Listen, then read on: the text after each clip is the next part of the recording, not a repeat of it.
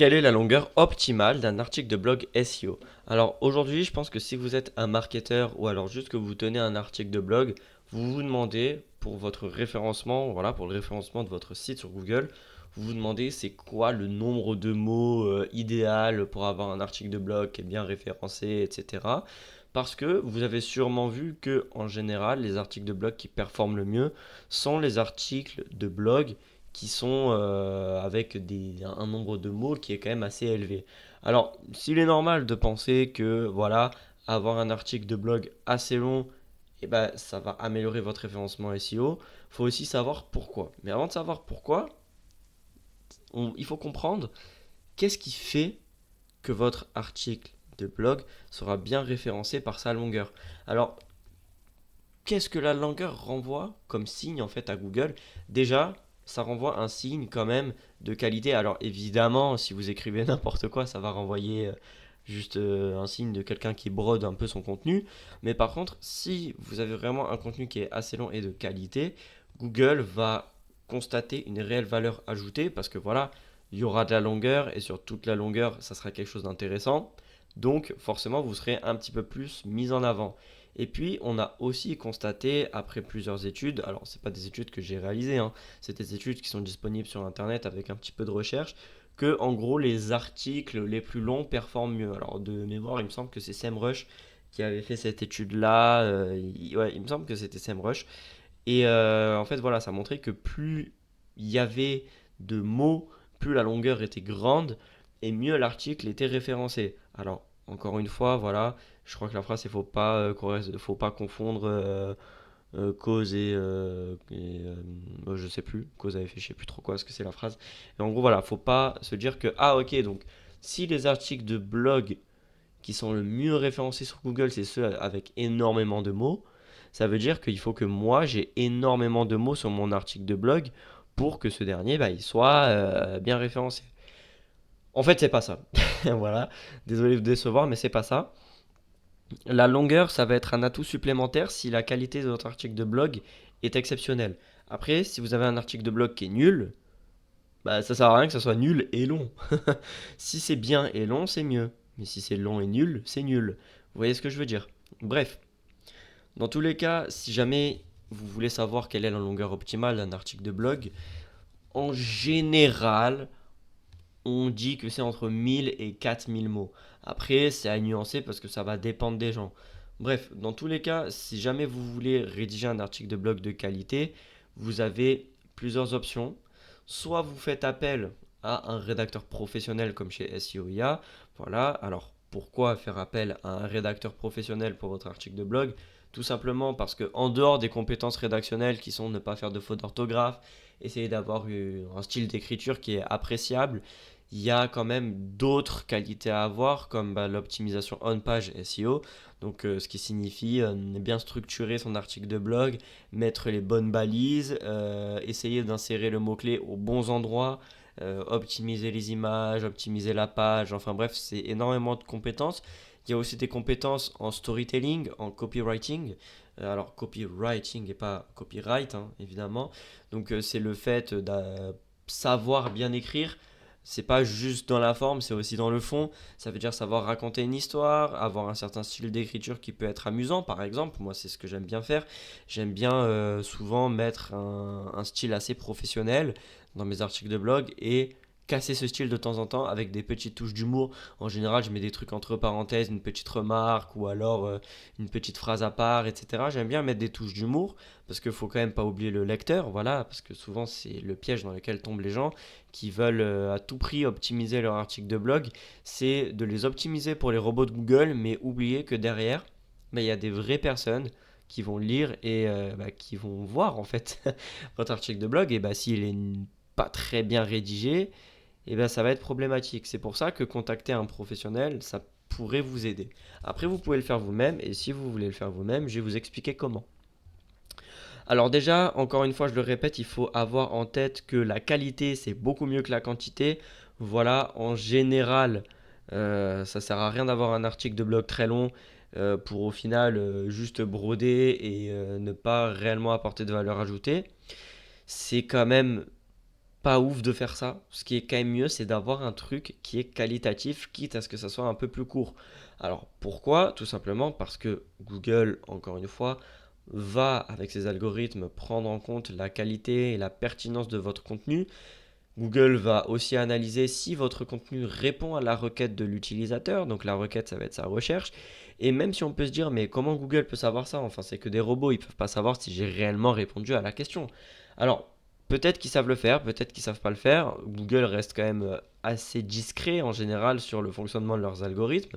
Par contre, ce qu'on sait, c'est que Google analyse le comportement des utilisateurs et que si vous avez un article de blog qui n'est pas fait pour que vos utilisateurs l'apprécient, Google va le comprendre par le comportement de votre utilisateur.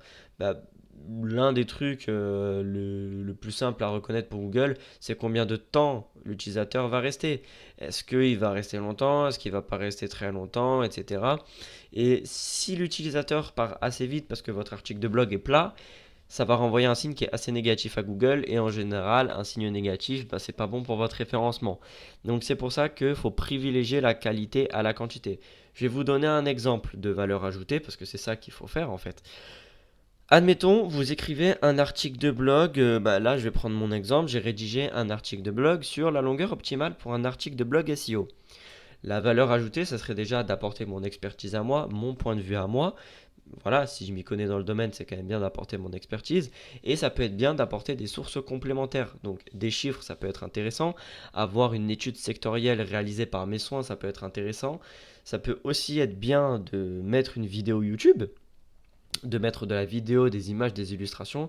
Moi, par exemple, la valeur ajoutée sur cet article de blog, un pur exemple, voilà, à titre personnel, ça sera la vidéo que vous êtes en train de visionner, qui sera sur mon article de blog, avec également mon style d'écriture, ma manière de faire, mes petits conseils qui peuvent être assez intéressants. Voilà. Donc, encore une fois, privilégiez vraiment, je vous en supplie, carrément, je vous en supplie, de faire de la qualité plutôt que de la quantité. Comme on dit, c'est pas la taille qui compte. Voilà. Je vais pas continuer parce que ça va vite partir loin sinon. Bref, bon, je sais qu'en tout cas, voilà, vous n'allez pas forcément m'écouter et vous allez chercher à faire de la longueur pour faire de la longueur, voilà. Alors, si c'est le cas, plutôt que de faire n'importe quoi, je préfère vous donner des conseils, même si je vous conseille pas de rallonger artificiellement la durée de vie, on va dire, de votre article. Mais si c'est ce que vous voulez faire, j'ai quand même des conseils parce que voilà, tout le monde le fait, même moi je le fais. C'est quelque chose qui se fait parce que forcément, même si on pense utilisateur, on pense aussi Google parce qu'on pense à notre plateforme. Donc forcément, on se dit, si je fais pas du bon taf, Google va le capter. Donc, quels sont mes tips pour rallonger la durée de vie de votre article? Alors, je vais vous donner l'exemple typique. Vous avez pris un sujet d'article de blog, vous avez rédigé ce que vous aviez envie de rédiger et vous voyez, merde, putain, je suis qu'à 700 mots. Ok, comment vous faites pour rallonger ça? Alors, vous avez plusieurs solutions qui s'offrent à vous. Soit vous écrivez à chaque fois des synonymes, vous rallongez un peu la durée de votre contenu, vous ajoutez des trucs qui servent à rien. Ça, franchement, autant ne rien faire, je vous le dis. C'est vraiment pas bien de faire ça. Par contre, quelque chose que je peux vous recommander, c'est ok, vous avez une panne d'inspiration, ça peut arriver. Eh bien, la thématique de votre article de blog, vous allez l'écrire sur Google. Vous regardez ce qu'ont fait vos concurrents. Alors, je vous vois venir, je parle pas de copier-coller, hein. Je parle de regarder par exemple le sommaire ou alors les titres qu'ils ont mis pour leur section de leur article de blog. Et à partir de là, vous dites ok, ah, il aborde cette thématique, c'est vrai que je l'ai oublié, je vais aborder cette thématique. Et si vous n'y connaissez rien à cette thématique, vous allez vous renseigner. Et voilà, vous faites un travail de fond et puis vous pouvez rajouter du contenu de qualité sur ce que vous avez constaté, sur ce que vous savez. Et voilà, vous avez rallongé la durée de vie de votre article de blog. Alors, évidemment, ça, c'est si vous voulez juste rallonger la durée de vie de votre article de blog.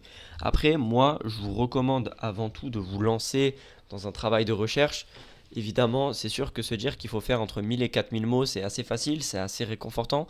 Mais en réalité, si vous voulez vraiment avoir quelque chose de qualitatif, il va falloir être plus précis que ça. Voilà. Donc, admettons, vous êtes un site qui existe quand même depuis quelques mois, vous avez rédigé plusieurs articles de blog, et là, aujourd'hui, vous vous intéressez à la longueur optimale. Eh bien, dans ce cas-là, ce que je vous recommande, c'est d'aller soit sur Google Analytics ou Google Search Console, enfin bref, les outils qui vont vous permettre d'analyser votre trafic et vous regardez le trafic qui a été obtenu, acquéri sur vos articles de blog. En fait, vous allez analyser les performances de vos articles de blog, tout simplement, et vous allez distinguer sur une petite liste, enfin vous faites un peu comme vous voulez, les articles de blog qui auront le plus performé. Donc ça peut être n'importe lequel, hein, juste celui qui a le plus performé. Et à partir de là, vous essayez de voir, ok, qu'est-ce qui les ont fait, ces 5 articles de blog qui ont marché chez moi, qu'est-ce qui les ont fait marcher plus que les autres. Si vous voyez que les 5, ils ont une longueur, admettons 1600 mots, et que tous les autres, ils ont une longueur juste de 1000 mots, vous allez vous dire, ok, il y a la longueur en point commun. Après, regardez la qualité, c'est quoi la valeur ajoutée que vous avez apportée. Si pour tous vos articles de blog, c'est la même valeur ajoutée, et que ceux qui ont performé, vous voyez qu'il n'y a que la longueur qui se distingue vraiment des autres, vous dites ok, ben en longueur, moi en général c'est cette longueur là qui marche, et vous allez petit à petit trouver en fait votre ligne éditoriale, parce que la ligne éditoriale c'est pas juste le type de contenu, c'est aussi sa forme, et donc petit à petit vous allez vraiment trouver votre comment je pourrais dire ça, un peu le contenu, vraiment la forme de contenu qui correspond à ce que vous avez besoin, et là après à partir de ce moment là vous aurez même pas besoin de regarder cette vidéo en fait, juste bah vous allez dire ok, bah moi il faut que je fasse 1600 mots pour que ça marche, et puis vous faites, tout en gardant évidemment la qualité. Alors si jamais vous pouvez pas vous permettre ce luxe parce que vous n'avez jamais vraiment écrit d'article de blog, ou alors vos articles de blog ont jamais performé, s'ils ont jamais performé, c'est peut-être pas à cause de la longueur, c'est peut-être la manière que vous avez de les faire. Alors c'est pas pour remettre en cause la manière que vous avez de le faire, ou alors voilà votre professionnalisme, parce que ça n'a rien à voir. Ça va peut-être être la construction de votre article de blog. Si jamais vous avez pas, enfin que vous peinez à être référencé sur Google avec vos articles de blog, peut-être que les mots-clés ne sont pas bons, peut-être que la requête que vous avez choisi de cibler n'est pas bonne, peut-être que votre balise titre, par exemple, n'est pas assez accrocheuse.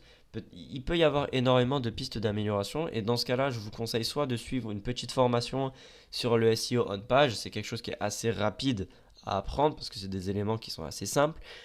En revanche, si vous n'avez pas vraiment le temps, ou que bah, par exemple vous faites souvent des fautes d'orthographe et que bah, ça c'est un travail vraiment de fond à faire pour améliorer son orthographe, si vous avez tous ces problèmes-là, je vous recommande vraiment, en attendant de trouver une solution viable sur le long terme, de contacter un rédacteur professionnel. Je vais vous donner mon exemple. Je suis un rédacteur professionnel. J'ai des tarifs qui sont vraiment pas très élevés comparés à ce que certains peuvent faire. Et même en dehors de moi, je vais être sincère, hein, il y a énormément d'autres rédacteurs, il y a des freelances, etc. Il y a vraiment moyen de voir plein de solutions différentes. Des gens qui vont vous rédiger des articles de blog qualitatifs, sans trop de fautes d'orthographe, avec des compétences en SEO, en copywriting, en storytelling, et tout ça, ça peut être important en fait pour votre article de blog si vous avez du mal à les mettre en avant. Donc bref, contactez un rédacteur si vraiment vous êtes vraiment dans une difficulté, sinon voilà, vous pouvez faire le reste vous-même.